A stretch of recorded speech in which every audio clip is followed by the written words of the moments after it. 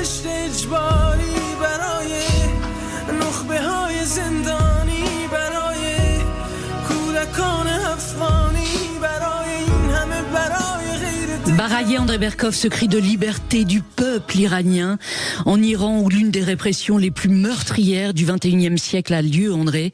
Eh bien, cette semaine, la France a enfin annoncé soutenir l'inscription des gardiens de la Révolution sur la liste européenne des organisations terroristes. André, que de peloton quand même la France, hein? Écoutez, oui, que de peloton, Céline pouvait le dire.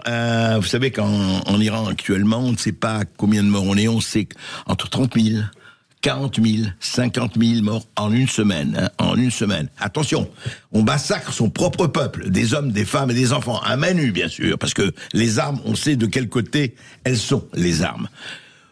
Vous avez vu quand même par rapport à d'autres conflits au Proche-Orient ou ailleurs, par rapport à d'autres conflits en Arménie ou ailleurs, ah ben le silence est assourdissant. Hein. Je vais dire, vous avez marqué. Ah non, là, il y a les bonnes victimes et les mauvaises victimes, les bons bourreaux et les mauvais bourreaux. Hein. On ne parle que des...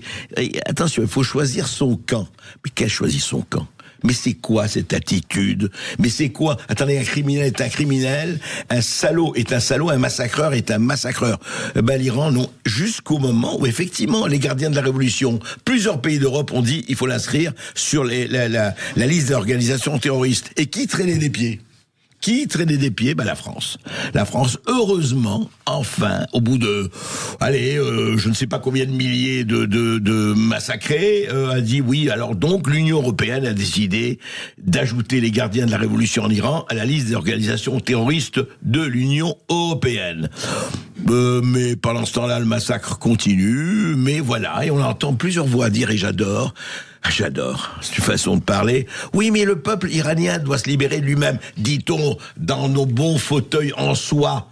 Mais bande de crétins, est-ce que la France s'est libérée elle-même du nazi s'il n'y avait pas eu les Américains et les Russes ? On aurait été libérés, nous, en 40-45 ? Alors cette hypocrisie, elle est ignoble, elle est lamentable. Et franchement, il faut le répéter.